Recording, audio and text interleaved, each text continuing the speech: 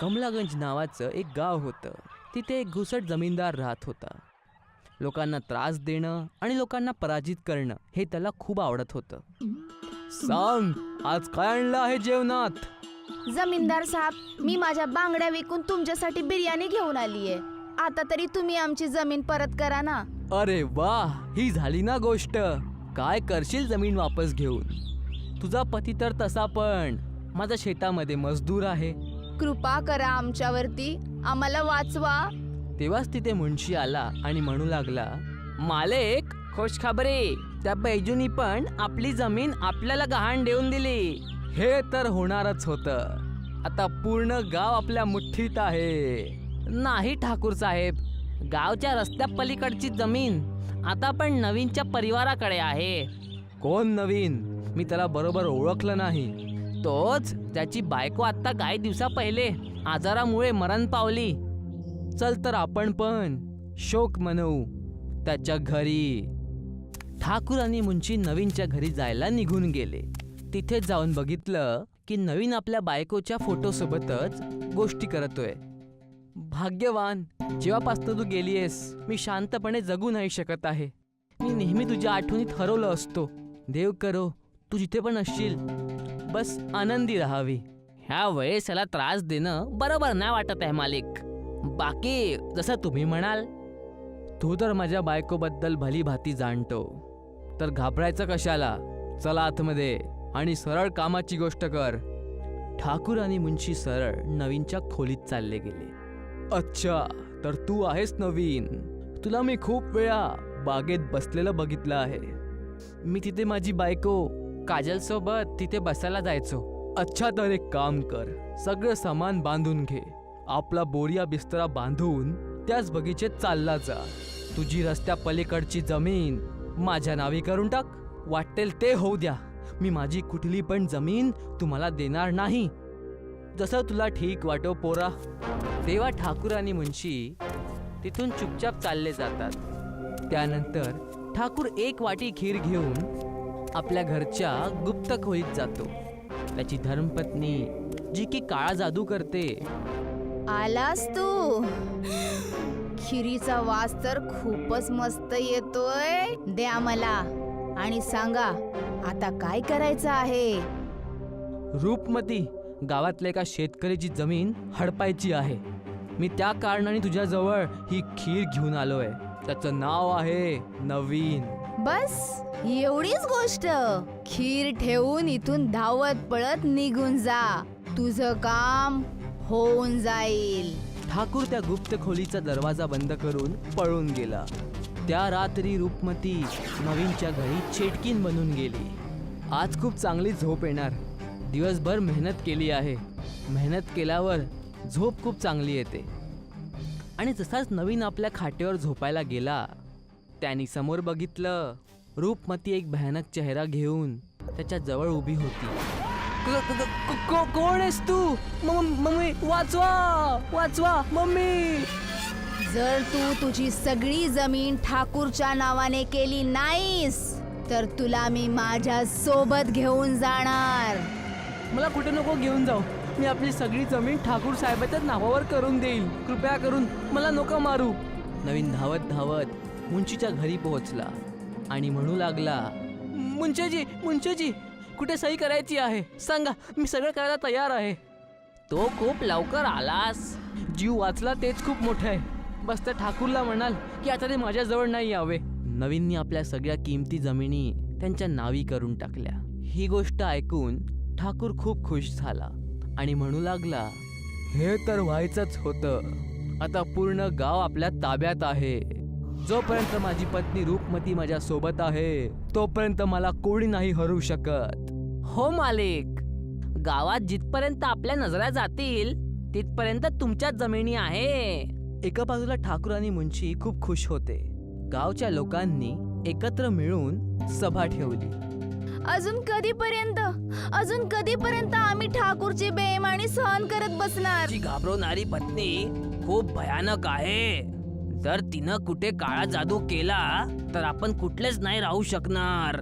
जे सगळं पण आपल्या जवळ आहे ते पण चाललं जाईल. अजून कधीपर्यंत आम्ही घाबरून राहायचं? तेव्हाच त्या सगळ्यांची नजर नवीनवर पडते, जो आपल्या पत्नीचा फोटो घेऊन बगीच्याकडे चालला आहे.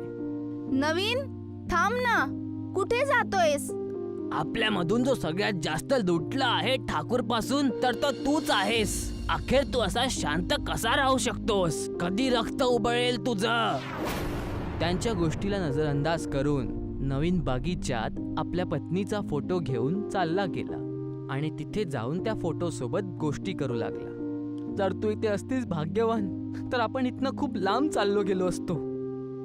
नवीन फोटोला खाली ठेवून रडू लागला होता की त्या फोटोमधून प्रचंड प्रकाश आला आणि त्याची पत्नी त्या फोटोमधून बाहेर येऊन गेली, ज्याला बघून सगळे गाववाले हैराण होते. भाग्य, तू हे सगळं कसं काय होऊ शकतं? देवानी माझं ऐकलं. मी इथे गाववाल्यांना इन्साफ आणि तुला सुख शांती चैन देण्यासाठी आली आहे. अखेर तुला त्या ठाकूरच्या कारस्थानाबद्दल माहीत पडलंच. माहीत कसं नाही पडणार? तू मला प्रत्येक गोष्ट सांगत असायचंच नेहमी. तुझी आणि सगळ्या गाववाल्यांची सगळ्यांच्या जमिनी आपण त्या ठाकूर आणि त्याच्या चुडेल वाईफ कडून परत घेऊया. भाग्याचं एवढं म्हणताच सगळे मिळून ठाकूरच्या घरासमोर चालले आले. ठाकूर, तुझी आणि तुझ्या त्या चेटकीन पत्नीची खेळ नाही, बाहेर निघ. गाववाल्यांच्या रागाला बघून मुंशी ठाकूरला म्हणू लागला, अरे सगळे गाववाले एकत्र होऊन आपल्याला मारायला तर नाही आले मालिक. ह्या तू कसल्या फालतू गोष्टी करतोय? चल जाऊन बघू तर. त्यांनी बघितलं की नवीन आपली पत्नी जी फोटोतून बाहेर निघाली आहे त्याच्यासोबत लोकांच्या मधोमध उभी आहे. तू समोर चल, मी आत्ता रूपमतीला घेऊन आलो. आज या गावात फक्त आपण वाचणार. मला माहित होतं ठाकूर साहेब खूप चुकीचं करत आहे. त्यांना त्यांच्या कर्माची शिक्षा मिळायलाच हवी. मुंशी आणि गाववाले बोलतच होते की ठाकूरची चेटकीन पत्नी रूपमती तिथे आली आणि गाववाल्या आणि भाग्यावर आगीचा पाऊस पडू लागली. आगीचा पाऊस तेवढ्या जोरात होता की गाववाले इकडे तिकडे पळू लागले. थांबा, सगळे एकाच ठिकाणी उभे राहा. कोणाला कुठेच पळायची गरज नाहीये. माझा जो छोटासा फोटो आहे त्याच्या जवळ या तुम्ही सगळेजण. भाग्याने असा जादू केला की तिचा छोटासा फोटो खूप मोठा होऊन गेला आणि ज्याच्या खाली गाववाले येऊन लपून गेले आणि त्या विशाल फोटोनी आकाशातून टपकणाऱ्या आगीला थांबून टाकलं. आता मी तुला सगळी मजा दाखवते. तू आता काय करायला आलीयस? भाग्याने आपल्या जादूनी खीरचा पाऊस करून टाकला, ज्याला बघून रूपमतीचं मन ललचावलं आणि ती खाली येऊन खीर खाऊ लागली. आणि ह्याच गोष्टीचा फायदा उचलून भाग्याने रूपमतीच्या केसांना कापून टाकलं. नाही नाही, हे काय केलेस तू? माझ्या वर्षभराच्या मेहनत आणि तपस्येचा शेवट करून टाकलास तू. आता मी काय करणार? एवढं म्हणून रूपमती रडत रडत गावाच्या बाहेर पळून गेली, ठाकूरला एकटं सोडून. आता तू काय करणार ठाकूर? आमच्या जमिनी तू हडपल्या होत्या. तुझी चटकीन पत्नी तर आता फरार झाली. मला क्षमा करा, मी तुम्हा गाववाल्यांना खूप त्रास दिला आहे. कृपा करा, मला क्षमा करा. ठाकूर आणि मुंशीला गावातनं बाहेर काढून टाकलं. रूपमती परत कधीच नाही आली आणि भाग्या गाववाल्यांना न्याय मिळून परत त्या फोटोमध्ये चालली गेली. चक्रधरपूरचा राजेंद्र बाजार खाण्यापिण्याच्या सामानांसाठी खूप प्रसिद्ध होता. तिथे वेगवेगळ्या पद्धतीचं खायचं सामान मिळायचं आणि खूप लांबून लांबून लोक तिथं खायला यायचे. तिथेच एक पाणीपुरी नावाचा एक ठेला होता. त्याची पाणीपुरी पूर्ण शहरामध्ये खूप प्रसिद्ध होती. अरे भाऊ, एक पाणीपुरी द्या बरं. हो दादा, आता देतो. एकदा जर दीपकची पाणीपुरी खाल्ली ना तर परत कधीच नाही विसरणार आणि पुन्हा पुन्हा इथेच येणार. हा दीपकचा वादा आहे तुम्हाला. दीपकच्या शेजारी सुरेशचं फळाचं दुकान होतं. दीपक आणि सुरेश चांगले मित्र होते. त्या दोघांच्या दुकानाच्या समोर विनोदचं फायर पानचं दुकान होतं. दीपक आणि सुरेशचं चांगलं नातं होतं, पण दोघांचंही विनोद सोबत जमत नसायचं. सुरेश ज्यावेळी त्याचं फळाचं दुकान बंद करत असतो. अरे दीपक, चल भावा, 10 वाजलेत. दुकान बंद करण्याची वेळ झाली आहे. हो हो, बस बंदच करणार आहोत. काय तुला माहित आहे की विनोदचं दुकान 2 दिवसापासून उघडलं का नाहीये? अरे मला काय शौक आहे का त्या विनोद बद्दल माहिती करून घ्यायचं? हा, गेला असेल कुठे शिमला म्हणाली फिरायला. फेसबुकवर त्याची पोस्ट नाही बघत का? आपल्या दुकानाचा पण चांगला प्रचार करतो तो, आणि यूट्यूब पासून पण त्याला पैसे मिळतात. त्याचा फायर पान तर पूर्ण देशामध्ये प्रसिद्ध आहे, हे तुला माहितीच असेल. हो भाऊ, हे तर खरं आहे. आपण तर असं काहीच नाही करू शकत. आपल्यासारखे फळांचे दुकानदार खूप आहे आपल्या या देशात. याची दुकान थोडी वेगळी आहे, यामुळे प्रसिद्ध आहे. अरे सोड भाऊ, चला घरी जाऊया. सुरेश आणि दीपक सोबतच घरी जायला निघतात. दुसरा दिवस उजडतो. सुरेश दीपकला फोन करतो. हॅलो दीपक, अरे तुला माझा आवाज येतोय का? हा हा हा, बोल, मी बोलतोय. पण तू एवढा घाबरलेला का आहेस? अरे लवकर न्यूज उघडून बघ. अरे आपण सगळेजण बर्बाद झालोय. तू काय बोलतोयस? अरे थांब, मी आता बघतो. दीपक न्यूज चॅनेल ओपन करतो. आजची ब्रेकिंग न्यूज. चक्रधरपूर राजेंद्र मार्केटमध्ये झाला एक मोठा हादसा. लागली भयंकर आग. 75 दुकाने जळून झाली पूर्ण खाक. 12 जणांचा मृत्यू आणि 25 जण गंभीर जखमी आहेत. फायर पानच्या दुकानामध्ये शॉर्ट सर्किट झाल्यामुळे झाला हा हादसा. फायर पान दुकानाचा मालिक विनोदचा याच घटनास्थळी झाला आहे मृत्यू, आणि जवळपासची सगळी दुकानं बर्बाद झाली आहेत. आणि हे ऐकताच दीपकच्या पायाखालची जमीन पूर्णपणे सरकून जाते. त्याला काहीच समजत नाही. 2 मिनिटासाठी त्याचं डोकं पूर्णपणे काम करणं बंद करतं. तो डोकं पकडून शांतपणे जमिनीवरती बसतो. तेवढ्यात त्याचा दरवाजा कोणीतरी वाजवतं. तो जाऊन गेट उघडतो तर तो पाहतो की तिथे सुरेश आला आहे. त्याचे डोळेही पूर्ण लाल झालेले आहेत आणि तो जास्त चिंतेत दिसत असतो. अरे सुरेश, हे काय झालं भाऊ? आपण तर बर्बाद झालोय. आपण विनोद बद्दल तर काय काय बोलत होतो, आपण तर त्याला भेटू पण नाही शकलो. दीपक आणि सुरेश एकमेकांना पकडून रडू लागतात आणि काही वेळानंतर दोघं जण शांत होतात. अरे चल यार, आता रडून काही फायदा नाहीये. जाऊन दुकानाची हालत बघून येऊया. हो हो हो, चल चल चल चल. आता जे झालं त्याला आपण बदलू तर नाही शकत. सुरेश आणि दीपक सोबतच राजेंद्र मार्केट निघून जातात. तिथे असलेल्या सगळ्या दुकानदारांनाही भेटतात की ज्यांचं दुकान तिथे जळून राख झालेलं होतं. अरे आता आपल्या सगळ्यांना परत नवीन दुकान सुरू करावी लागणार. आपण ज्या हालतीमध्ये होतो तिथे पोहोचण्यासाठी आपल्याला महिना लागणार. अरे देव करो, ज्यांच्यावर ही परिस्थिती ओढावली आहे त्यांना आणि त्यांच्या परिवारांना त्यांना शक्ती मिळावी. देव त्यांना शक्ती आणि बुद्धी प्रदान करा की ते पुन्हा हिम्मत करू शकेल. दीपक आणि सुरेश त्यांचं दोघांचं दुकान पुन्हा एकदा बनवायला सुरुवात करतात. त्यांच्या समोरच विनोदचं दुकान जळून पडलेलं होतं. विनोदचे परिवारवाले एक वेळेस त्या दुकानाला बघायला येतात आणि त्याची बायको खूप जास्त रडत असते.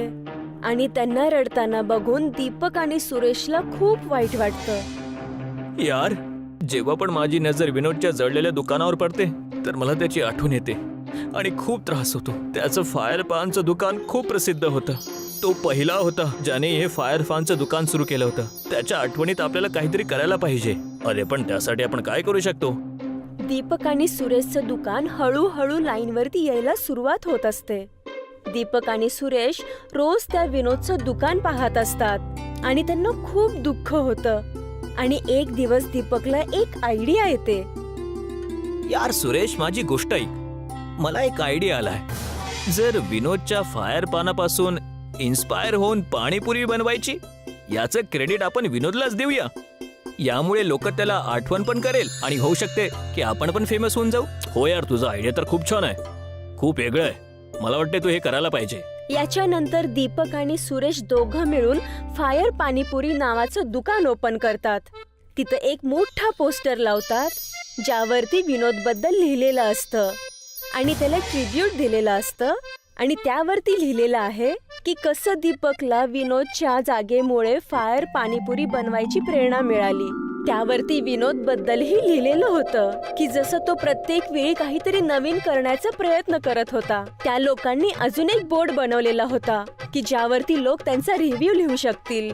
बघता बघता तरुणांमध्ये ही फायर पाणीपुरी खूप जास्त प्रसिद्ध होऊन जाते. अरे बघितलं तू, मी तुला म्हटलं होतं ना की तुझा आयडिया काम करणार आहे म्हणून. ते मला आधीच माहित होतं. विनोदला पण किती चांगलं वाटत असेल. त्याचे एवढे सारे मित्र आहेत. लोक पण त्याच्याबद्दल किती चांगल्या चांगल्या गोष्टी आपल्या रिव्ह्यू बोर्डवर लिहित आहेत. जर तो हे बघू शकला असता तर त्याला किती चांगलं वाटलं असतं. अरे हो यार, ही गोष्ट तर खरी आहे. त्याला तर खरंच खूप आनंद झाला असता. मला वाटतं की आपण एक YouTube चॅनल बनवायला पाहिजे, ज्यामुळे आपली पण प्रसिद्धी खूप दूर दूरपर्यंत वाढेल. हो, याला तर आपण वेळ नाही लावायला पाहिजे. यानंतर सुरेश आणि दीपक फायर पाणीपुरी नावाने एक YouTube चॅनेल ओपन करतात. ते तिथं फायर पाणीपुरीची रेसिपी आणि त्याचा अंदाज शेअर करत असतात. त्यावरती खूप जास्त व्ह्यूज येतात आणि बघता बघता त्याचे सबस्क्रायबर खूप जास्त वाढतात. याने जी काही कमाई होत होती ते दोघ जण एकमेकांमध्ये वाटून घेत होते आणि दोघ जण खूप फेमस होतात आणि त्यांची फायर पाणीपुरी पूर्ण देशामध्ये फेमस होऊन जाते आणि खूप वेगवेगळ्या ठिकाणी ती विकलीही जाऊ लागते. एक गाव शिमलामध्ये एक मुलगा राहत होता, सुरी. सुरीच्या वडिलांचं चायचं दुकान होतं. तो सकाळी त्यांची मदत करायचा आणि नंतर शाळेत जायचा. शाळेमध्ये सुरीसोबत कोणीच चांगलं बोलत नसायचं, कारण तो चाय बनवणाऱ्याचा मुलगा होता. तो सगळ्यांशी बोलायचा प्रयत्न करत असायचा. मित्रांच्या ग्रुपमध्ये मिक्स व्हायचा प्रयत्न करायचा, पण कोणीच त्याच्याशी बोलत नसायचं. आणि जर तो कोणाशी बोलायचा प्रयत्न पण केला तर सगळे त्याचा मजाक उडवायचे. हे, माझ्यासोबत कोणी व्हिडिओ गेम खेळणार? हा, मी खेळणार. अरे, चहा बनवण्यासाठी नाही बोलत आहे, गेम खेळण्यासाठी बोलत आहे. तू राहू दे. सुरीला खूपच वाईट वाटतं. तो घरी जाऊन फुगून रुसून बसतो. सुरीचे बाबा हे बघतात आणि त्याच्यासाठी जेवण घेऊन येतात. अरे अरे, काय झालं सुरी? तू खूप उदास वाटतोय आज. घे, जेवण करून घे, तुला चांगलं वाटेल. घे. बाबा, तुम्ही दुसरं काम का नाही करत? तुम्हाला एवढ्या सगळ्या कामांमध्ये हेच काम मिळालं होतं. चहा बनवण्यात काय वाईट आहे? दिवसभरात लोक याच गोष्टीबद्दल चर्चा करतात. नाही, माझे मित्र तर माझी टिंगल उडवतात.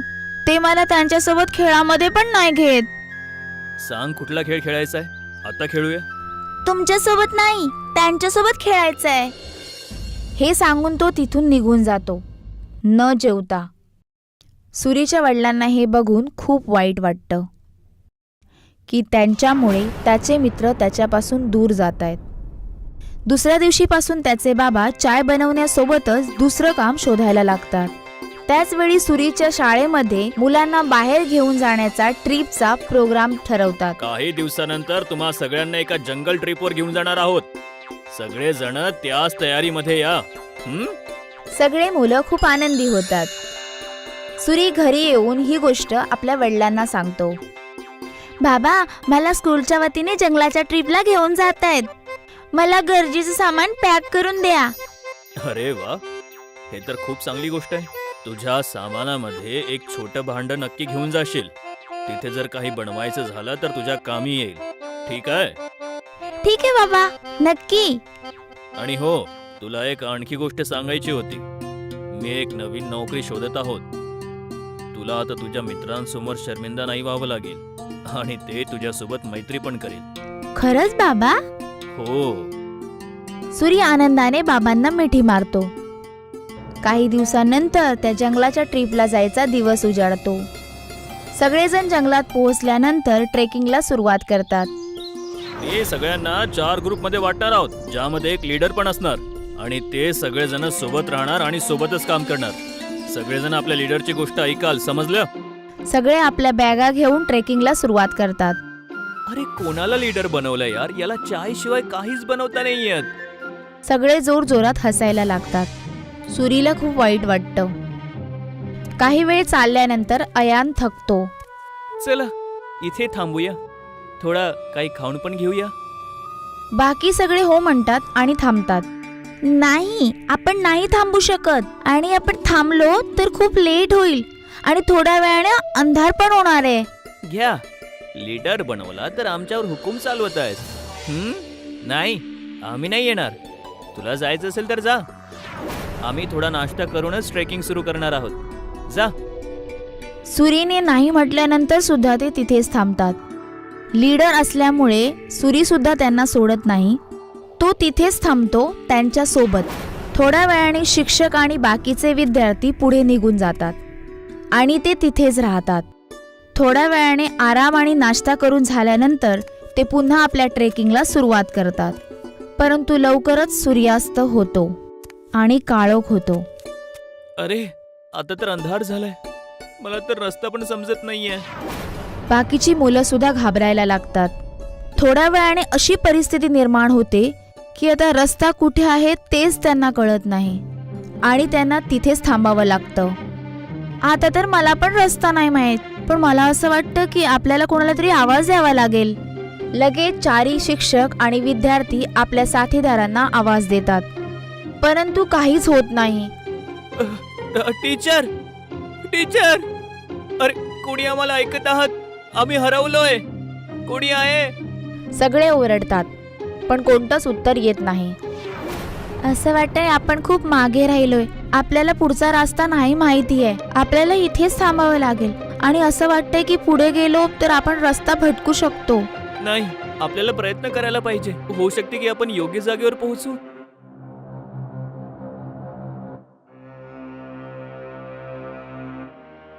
आपल्याला इथेच थांबावं लागेल. सगळ्यांना हेच ठीक वाटतं आणि ते तिथेच थांबतात. आणि थोड्या वेळाने अंधार होतो. खूप जोराने थंड हवा वाहू लागते आणि त्यांच्याजवळ राहिलेलं खाणं सुद्धा संपायला लागतं. आता तर आपलं जेवण पण संपून जाणार आणि थोड्या वेळात पाणी पण. मी आता पण म्हणतोय आपल्याला जायला हवं. अरे पण जाणार कुठे? आपल्याला तर रस्ता पण नाही माहितीये. मला तर इथे पण भीती वाटते. एखादं जनावर आलं तर काय करायचं? मला तर थंडी पण लागतीये. हा, मला पण. मी आग पेटवतो हा. आणि सगळे मिळून आग पेटवतात. थोडा वेळ झाल्यानंतर आग कमी व्हायला लागते. आता काय करायचं? एवढी थंडी आहे. आग पण विझत चालली आहे. जनावरांपासून नाही तर थंडीने तर नक्कीच मरून जाणार आपण. सूरी काहीतरी विचार करतो आणि म्हणतो, माझ्याकडे एक कल्पना आहे. माझ्याकडे एक भांडं आणि चहाची पावडर ठेवली बॅगमध्ये. ती आग विझल्यानंतर सुद्धा गरम राहील, तर आपल्याला सुद्धा गरम ठेवेल. सूरी लगेच ते भांडं काढतो आणि सगळेजण त्याला आपलं पाणी देतात. परंतु तरी सुद्धा पाणी कमी पडतं. तिथेच थोडासा बर्फ पडलेला असतो. तो त्याला उचलतो. जशी काळी चाय तयार होते तशी आग बुजते. सगळ्यांना खूप चांगलं वाटतं. ती प्यायल्यानंतर सगळे तिचं कौतुक सुद्धा करतात. परंतु अयान गुपचूप फक्त चहा पितो. थोड्या वेळाने त्यांना पानांचा आवाज यायला लागतो. सगळेजण घाबरतात आणि मागे झाडाच्या दिशेने बघतात. तेव्हा त्यांचे शिक्षक येताना दिसतात. सगळ्यांच्या जीवात जीव येतो. कॅम्पमध्ये पोहोचल्यानंतर जेव्हा शिक्षक त्यांचं कौतुक करतात तेव्हा अयान बोलतो की तो सुरक्षित त्यांचा लीडर सुरीमुळे आहे. अयानचं हे बोलणं ऐकून सुरीला खूप आनंद होतो. सुरीच्या समजूतदारपणाची गोष्ट ऐकून सगळे सुरीशी मैत्री करायला येतात. आज जर सुरीला चाय बनवायला येत नसती, कदाचित सगळे त्याचे मित्र बनले नसते.